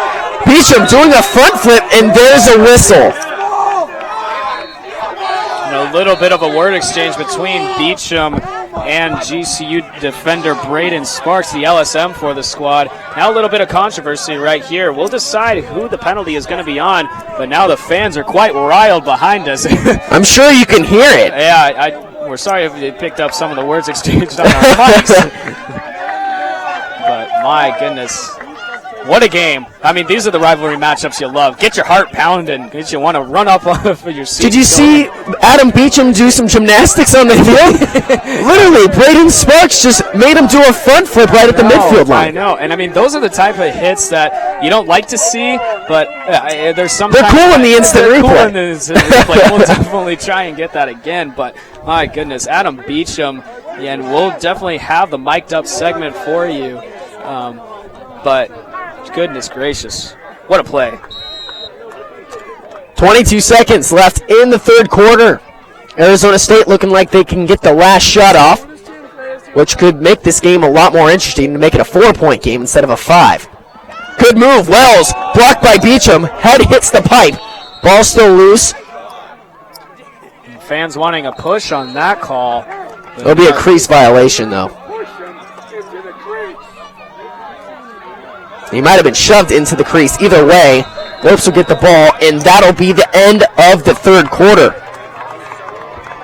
Well, you know, Arizona State going into this fourth quarter, they've got to get something going. Down by 5 at this point. You got to work it to your offense. I would go to Finn Wells. He's been having quite the game. Already got a hat trick in this one, going for those low slot shots and able to get them in. But the Sun Devils cannot give up in this situation. In lacrosse, 5 goals. You can come back from that. It's doable. It's doable. It's totally doable. And we've seen it be done before from Arizona State. We'll see if they can do it again in this fourth quarter. So Arizona State trying to not make it 4 losses in a row. I mean, we haven't seen them go on a losing streak like this since 2012. You look on your screen, Cal Poly, Boston College, BYU, all extremely tough opponents, but what you really got to look at is the score differential. In 2 of those games, they've only lost by 1. Boston College having, they're having a good year so far. I mean, they gave GCU quite a bit of a ride this year too. And I mean, the Boston College game, that was played here at Arizona State West Campus, and that was the second loss for them on the season. I mean, and Boston College just came out with a fiery passion, and they actually gave a good ride against GCU, excuse me. 13-11 was the score with the Lopes coming out with the victory, and the Lopes have had quite the season so far. In their last 3 games, they've won each one, all against top 25 opponents in Boise State, Utah, and BYU. And we see the score differentials here. I mean, double digits, 19-5, 19-5, 12-4, winning by 14 goals in their first 2, and then 8 goals against BYU. And the records of these teams, kind of been off this season. It's shaky, but Utah is actually the only team not in the top 25 right now. And Boise State, it doesn't say it there. GCU just put the stomp into them. But Boise State's actually a very good team.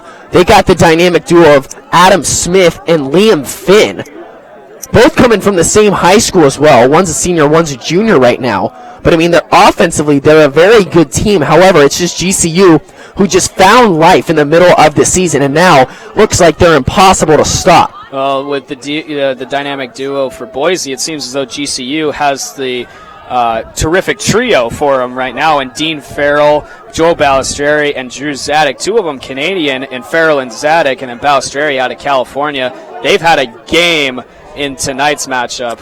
You can't forget Wayne Graniak as well. You can't forget Wayne Graniak either. That midfield line for him is so good. At Ekeroth, DeYoung, and Wayne Graniak. Even throwing in Ryan McDonald in that one, too. Just results for goals every time. Zadek draws the double team.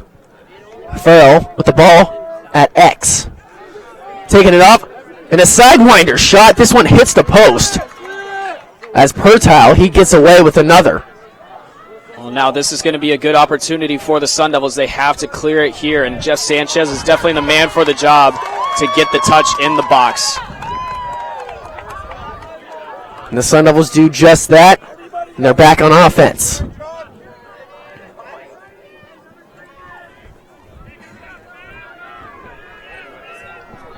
Down by 5, start of the 4th quarter. Number 4 team against the number 12 team in the nation. GCU trying to make it 4 straight wins. Arizona State trying to avoid 4 straight losses.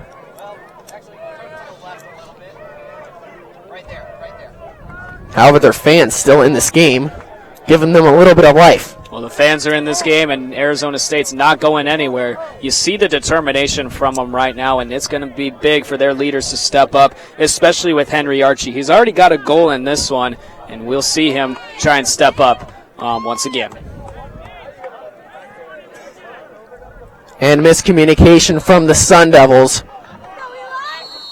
Pass intended for Wells, and it goes out. And here comes Eli Sason, one of the defensive middies for GCU. And that's been the problem all year for the Sun Devils. Miscommunication and too many turnovers for them. And that's really been the story of this game, just turnovers on turnovers. And you notice Sparky the Sun Devil, the mascot of Arizona State, having a stick. I think he wants to get in the game too. We actually have a nice shot of Sparky right now in front of our camera, who's not on screen currently. And, you always love to see the energy from your mascots and see the energy from the fans in these types of games. The rivalry matchups, I've said it once, I'll say it again. Constant energy, constant adrenaline, and just really get your heart pumping. Sparky's got good form, too. Oh, yeah. I could see it being a top 5 recruit. I like that pink head, too. Yeah, interesting choice. Good taste. Good taste, sir. And GCU, even though they have a 5-goal lead, they won't go down either. They still have most of their starters still in the game. Balistreri with the ball currently. He's being combated by Henry Archie. Yeah, especially in these games, especially against tough opponents like Arizona State. You don't want to take your starters out too early. It looked like it hit the back of the net. Not exactly sure what happened. However, Lopes, look at the ball back. Arizona State trying to get the clear. An easy pass. Carrasco picks it up.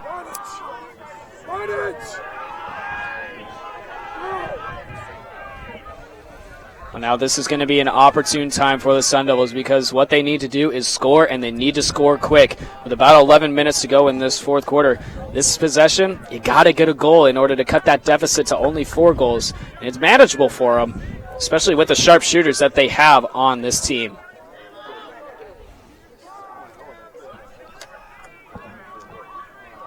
So 10:40 on the clock. Arizona State down by 5. They need something to happen soon. But GCU, defensively, they've been doing very well. Still no goals scored in this fourth quarter, and a shot that'll go way left. Well, that's exactly what they need to do. Just take those shots and take them with efficiency. A little too much of an angle on that shot. I don't really like the selection from Jake Martins on that one, but they need to get something going from them, so I can see kind of the desperation. Martins again.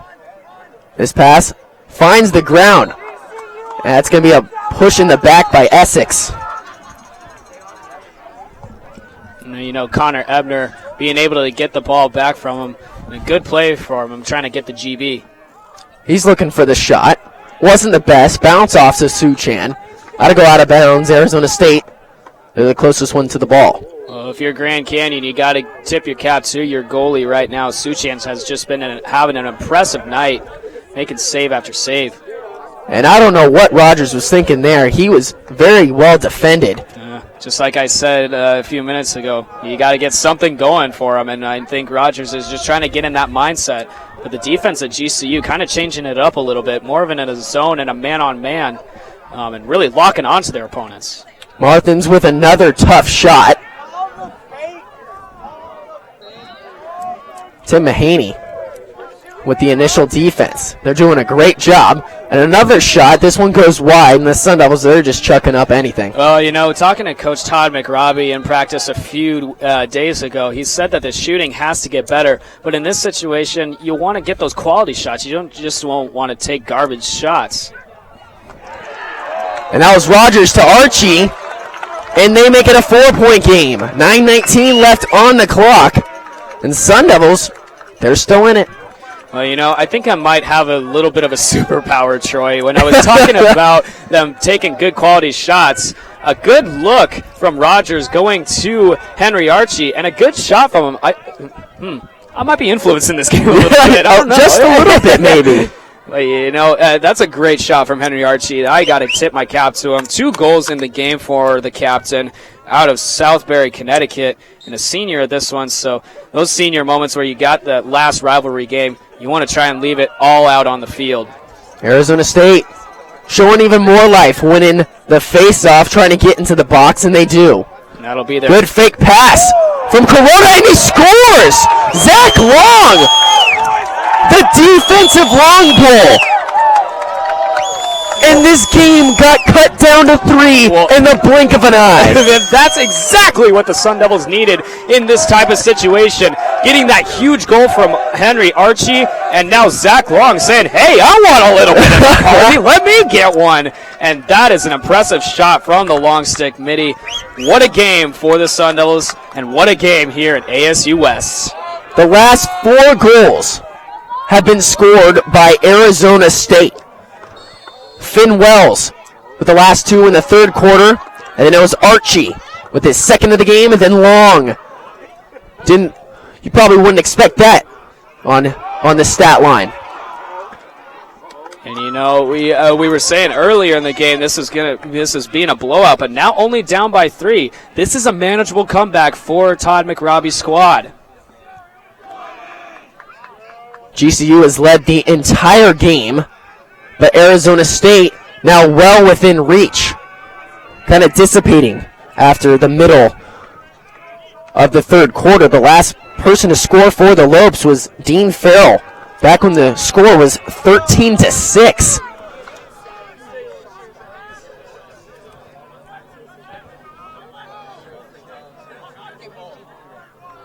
So not time for panic mode. Wind up shot just a little high from Ekaroth. You know, we haven't seen too many shots from Ekaroth, and on that one, a good shot from him, just a little bit high of the bar. And, you know, Arizona State having to switch a few goalies in. We saw Farrell, Balistreri, he winded up. And a backwards pass. Farrell able to pick that one up, too. You know, we've seen a few behind-the-back shots from him and a few behind-the-back passes. You know, the stick skills. Here comes Wingraniak. 4-point game again. And the freshman gets the hat trick. Well, I mean, just constant goals from the Lopes have really hindered Arizona State from trying to come back in this game. And Cam Griniak now has the hat trick. He's joining Balistreri with a hat trick as well. But, I mean, these two guys have just been clicking, and the chemistry of the Lopes has really shown in this game. And you got to tip your hat to Perlite coming into this game as the third goalie. And that was the first goal he let up since the middle of the third quarter. So he's been holding his own. Yeah. Yes, Arizona State has been on offense. And here comes Mathian with the shot, and he scores! The face-off specialist! He's getting it into the fun, too. And what a time for Zach Mathian to score in this game. And, you know, we mentioned earlier, this guy has the tools of a great lacrosse player. I mean, he can do it all. Face-offs, defensive work, goals, and a nice head of hair for him, too. I like the flow, but he has really gotten in on the action and getting the deficit down to 3 once again. That's exactly the momentum the Sun Devils needed, especially with 7.5 minutes to go. I wouldn't be surprised if they let Mathian try to take another shot. I mean, that's another face. And a good check from the Lopes. Dean Farrell picks up the ground ball. Zadok with some room. Perlite with almost an interception, an empty net, and he picks it back up. A scary moment for the Sun Devils, leaving everybody on the edge of their seat. Well, that's very, very, very ballsy of Perlite in that situation. Goodness. Oh, my gosh. And the ball's loose again. Perlite picks it back up as Long lost it. Surprisingly, Long has a goal in the game. And they got to get it clear. And there was a good pass. Finn Wells can't pick it back up. Just under 7 minutes here in the fourth quarter. And there'll be a timeout called by McRobbie and the Sun Devils. A good timeout for him right now. And, I mean, what a timeout. I think we need a timeout right now. I'm about to lose my voice. I know. And, I mean, I might have a heart attack before the end of the game. You might have to help me up, Troy. I will. I will do that for you. Goodness gracious. What a turn of events for both teams. I mean, now the score is 14-11. Going into halftime, GCU was up by 5 and now only down by 3. What an impressive effort from this Sun Devil squadron. So I just want to talk a little bit about the Sun Devil players that coming into this game, we would never have thought that they would score. Sure. Last one just scored by Zach Mathian, the face-off specialist, and then Zach Long, one of the long stick middies for Arizona State, and Jeff Sanchez, who scored early on into the third quarter. I mean, the Sun Devils are back into this game, but it hasn't necessarily been the offensive players to get them back. Well, you know, a fun fact about all three of those guys, in this game alone, they've each scored their first goal of the season. And what an impressive effort from by them throughout the game. You know, and in those types of situations, you got to get anybody to step up, and these three have stepped up for him. Also want to touch on Patrick Haviland as well, getting his second goal of the season and scoring the fourth goal of the game. What an impressive effort from him. He scored against BYU, which was the last game that they played before the snow out in Colorado. But you know, it's the little guys who have really stepped up for him, and they've stepped up big in this rivalry matchup. Lopes back onto the charge. Now they're only up by 3. 6:35 on the clock. And it's funny because late in the season last year for Arizona State, it was Zach Handy, the face-off specialist, who did a lot of work, especially against a come-from-behind win against SDSU, which was a conference game as well. And he got the game-tying and game-winning goal. So McRobbie really utilizing everybody on his team.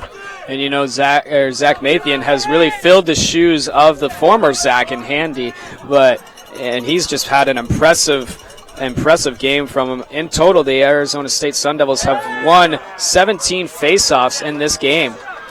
Ground ball picked up from Arizona State. Trying to get the clear. Step into the box. And it's an over and back. A tough break for the Sun Devils, who could have really used that offensive possession. Here comes Balistreri. And can you say sock trick? Yes, you can. 6 goals on the night for number 4. Well, what an impressive game from him. You know, the last time he scored this many was against Boise State University when he scored 7. And what a game from him. He's really stepped up for this Lopes team. That's now his 36th goal on the season. I mean, when I see those numbers, I can't even fathom how it must feel for him, especially in this rivalry matchup. You know, that adrenaline, that blood pumping through your system. You got to figure Balistreri is really feeling it this game. It's just another day in the office for Balistreri. And sorry for the technical difficulties on your screen. We'll try to get that fixed as soon as we can. We have our producer Joey Hardy working on it. He's one of the best in the business, so we should be back up and running as soon as we can. So, under 5.5 minutes, GCU back with the ball. Their last goal scored by Balistreri. 6 goals on the night.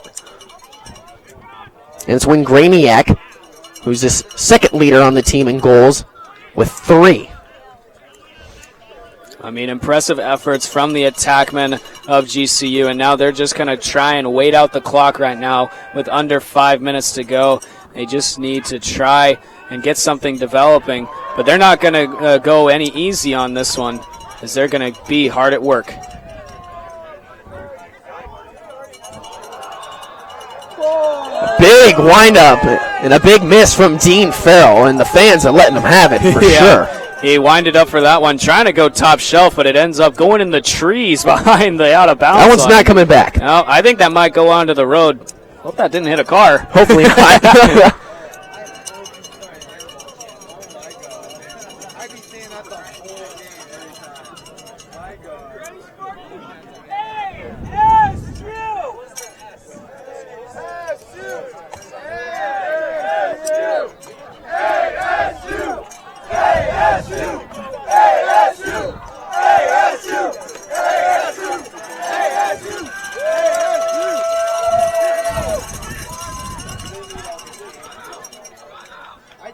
A good shove from Mathian.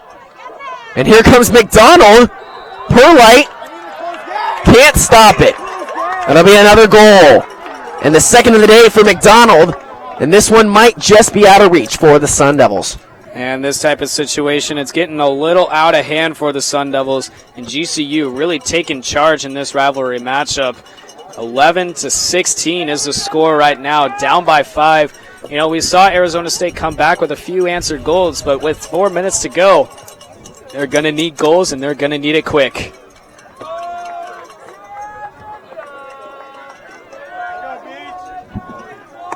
So the GCU Lopes, their season high in goals is 19. The two teams that they were able to do that against is Boise State and Utah. One of those teams out of the top 25. Boise State number 23 in the nation currently. But Arizona State, a top 15 team. And the Lopes are putting the smack down. Well, you know, the Arizona State's not out of it yet. They've got possession right now, and they're going to try and make the most of it as Haviland has it behind the net.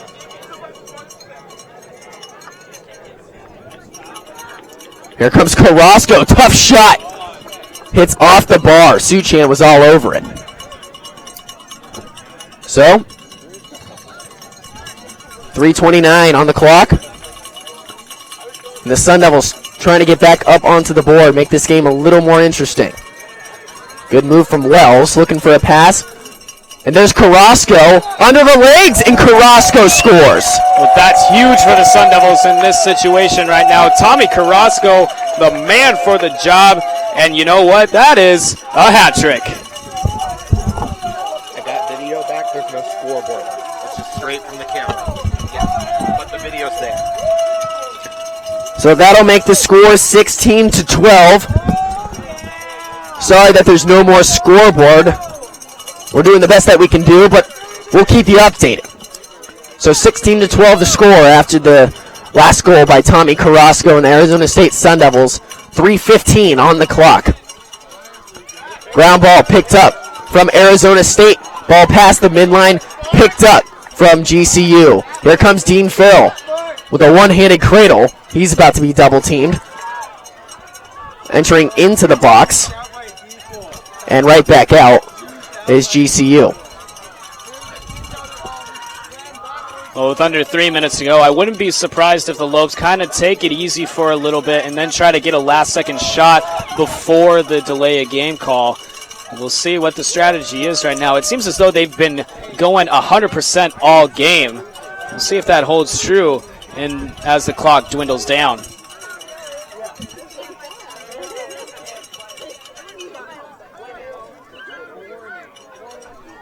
McDonald taking it from the top. 2:20 left on the scoreboard. GCU up by 4. And a great defensive effort from Jess Sanchez. And the Sun Devils trying to get the clear. Picked back up from Rogers. Bobbles it for a second, but he still got it. Well, that was a great move by Jeff Sanchez in that situation, giving everything he's got. Now Rhett Rogers trying to give it all he's got. And another turnover for the Sun Devils. That's a bad pass. Dean Fell is wide open, however. 1:49 on the clock, and a timeout will be called by Arizona State. 16-12 the score as time is dwindling down. You know, these games are tough. You know, you got to try and get something going for your team, but when nothing's going for you, you know, you just have this kind of mentality of what can we do? And, you know, being down by 4 in this situation with under 2 minutes to go, I don't really know if there's much that the Sun Devils can do in this situation. I mean, and opening up for their first divisional game, very tough, and especially against a rivalry, it's going to hurt them. Possibly having their 4th straight loss. I don't want to count them out yet, but I mean, these types of games, they're tough. I've been there before, and you know, it's just hard to all take in. So after this game, at least for GCU, they'll travel down to Tucson, and they'll take on the University of Arizona, the 7th best team in the nation currently. And for Arizona State, they'll host San Diego State University on Sunday, a team that was up on the rise last season. However, dropped a little bit. Now they're the 19th best team in the nation. Graduated a few people. And we're actually going to send it over to the 3rd member of our broadcast team, Catherine Fitzgerald. Hey guys, well in that last timeout, both sidelines were having different narratives. ASU was still emphasizing it's not over. They have an eternity is what the players were saying. Meanwhile, GCU, the coaches are emphasizing be relentless. They don't want to let off either. So we'll see what happens in this last minute or so to play. Thank you, Catherine. 1:38 left on the clock. Arizona State, all they can do is try to create a turnover, but GCU just running down the clock. And GCU in this situation for them, you know, they've already got a good goal deficit winding up. So just pass it around right now and kind of take this game away. GCU last year went 2-0 against the Sun Devils in the season. That one time in the regular season. And another behind-the-back goal from Wynn Graniak. And you just cannot believe it. And that's the exclamation point that the GCU Lopes are going to leave here on the West Campus. That's definitely the salt in the wound right now, and the GCU fans are definitely getting into it as one is, I guess, impersonating an antelope. I'm not really sure the traditions at the school and going up to Sparky, but what a game from the Lopes this season, and what a game tonight, especially on rivalry night. And I mean, Camwyn Graniak, style points right there. Get an endorsement from Vogue, buddy, because he's got style. That's the 4th goal from Wynn Graniak, the freshman in this game alone. 2nd on his team in goals. Right behind Joe Balistreri with 6.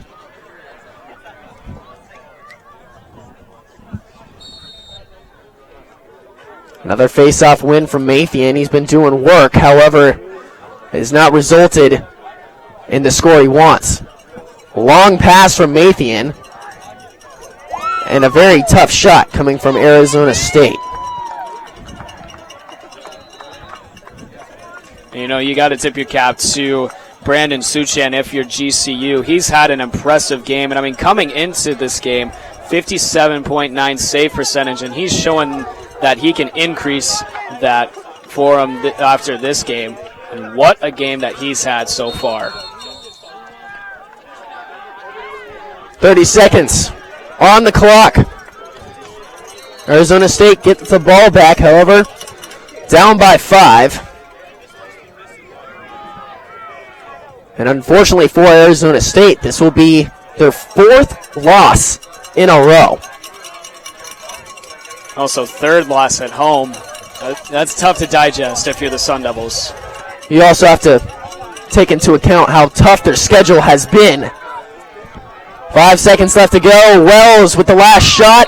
Laundry on the floor. And we'll have 1 second left. But it won't do any good. Well, looking ahead to the Sun Devils schedule right now, after this game, they'll go on to play SDSU, San Diego State University, come Sunday, and then the University of Nevada, Las Vegas, on Saturday, April 9th. And, it's 2 of their division games for them. It's tough, and it's a tough schedule to come. There's the whistle, and that's the buzzer. 17-12.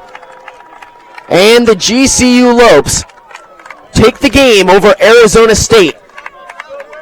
And they go 1-0 in SLC play. And Arizona State, they lose 4 straight and drop to 0-1 in conference play. And, this is a tough game for the Sun Devils with the loss. And, it's been a tough season for them so far, but you really have to embrace the grind if you're ASU right now and really kind of fight through it.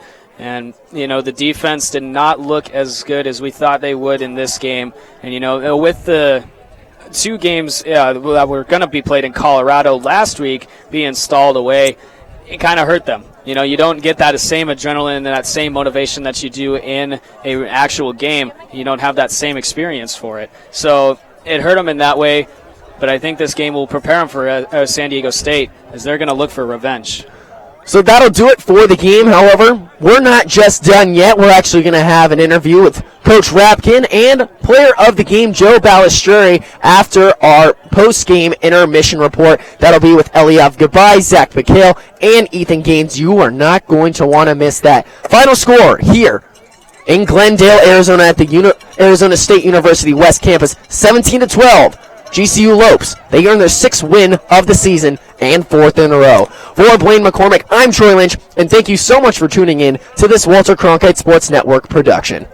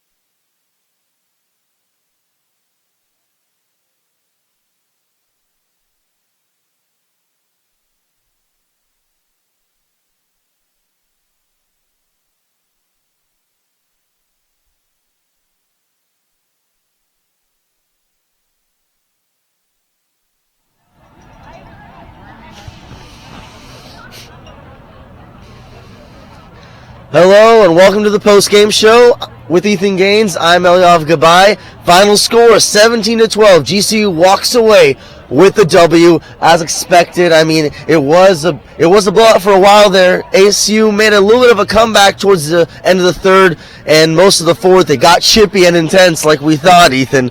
But ASU will be 2-4. GCU is 6-3. Ethan, the man of the match, Joe Balistreri, 6 goals. I mean, what did he do so right? I mean, he was just absolutely masterful in this game. He was just tearing up ASU's defense. Any shot that he took, it felt like it was going in. And I think he was such a big distraction, too, for ASU's defense. It opened up the field a little bit for his teammates and allowed GCU to really just take over this game and get out to such a large lead, especially from the go. And GCU, you know, they played so well. Obviously, that high-octane offense still being so dominant. What allowed them to dominate? You know, I think it was just the pace for GCU. They were just running ASU off the field a little bit at times, and I think that fast pace, ASU just couldn't keep up with it, and GCU just kept racking up the goals, and it got to a certain point for ASU, even when they had that comeback at the end, they just had too much ground to make up. Now ASU, 4 losses in a row for them. Now, what was their biggest issues? You know, I think the biggest issue for ASU in this game was the turnovers and their passing. You know, the passing was a little sloppy for ASU at times during this game, and I think that really helped GCU's offense getting those turnovers and being able to score in transition before ASU's defense could get set. So I think that's something that ASU has to look at for the future, is making sure that their passing is a little bit more crisp and accurate. And what does this mean for ASU moving forward, the program, this season? Yeah, you know, I mean, this game was a game that if they had won would have definitely turned their season in a different direction, but losing to a team like GCU, there's no shame in that. They're one of the best teams in the country. I think ASU still has a chance, if they can perform well in their conference schedule, to have a successful season. Well, ASU did not win this one, and they lost it 17-12 once again. They will be 2-4 moving forward, and GCU is 6-3, number 4 in the country. Thank you so much for WCSN. With Ethan Gaines, I'm Elyav Gabai. Stay tuned for some post-game interviews.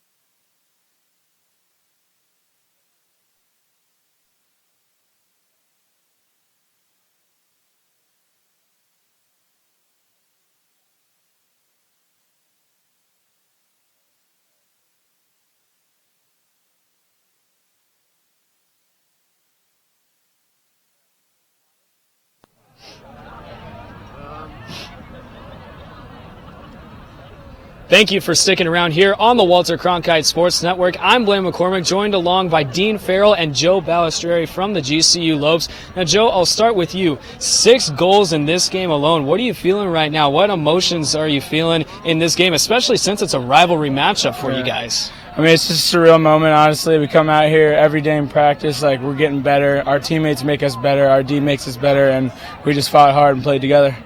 Now, Dean, I got to ask you, 91 points from you last season, and you're right on track with that this season as well. You know, what is the team mentality this season, and especially how is that going to change with the rivalry win here tonight? The team focus is we're going to share the ball. We got so many threats on offense right now, from the new freshmen to transfers to Joe coming in. So it's like if all of us do the job and we are playing unselfish, we're going to win games. Now, it seems as though the chemistry has really been building for you guys as of lately. I mean, this is your 4th straight win on the season, and especially a key game for you guys getting that division win. What's the chemistry been feeling like lately? It's crazy. We got this Canadian Rancho Bernardo connection going on the field. We got all these Canucks and 4 San Diegans from Rancho Bernardo. But yeah, no, a lot of chemistry. I think it comes from the off the field kind of stuff. We're a pretty close-knit group of guys. We go out together, we hang out together, you know, and that builds chemistry on the field too. Now, Joe, kind of going off of that chemistry question, what's it been like for you, your first year here at GCU, a junior transfer? What's it been like adjusting with this new team? I mean, I knew it was going to be great. I was here last year rooting them on. I didn't get to play last year, but, you know, I came out this year and I knew the group of guys, and honestly, like, I wouldn't rather play with any other guys. Like, these guys are great. They share the ball. They're all, like, they flow so well, and it's great. Well, Joe and Dean, I want to thank you for joining in on the interview, and thank you guys for watching your presentation of WCSN's coverage of MCLA lacrosse. For Dean Farrell and Joe Balistrieri, I'm Blaine McCormick, and we'll see you next game. See you next game.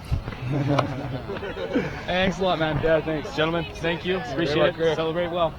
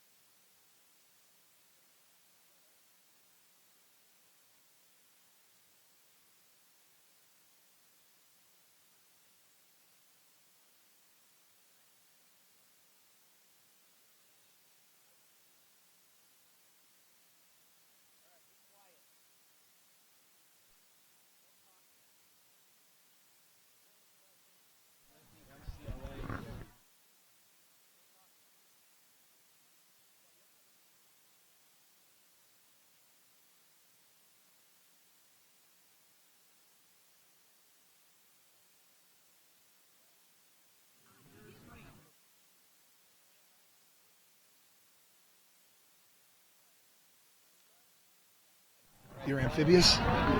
Yeah, pretty much.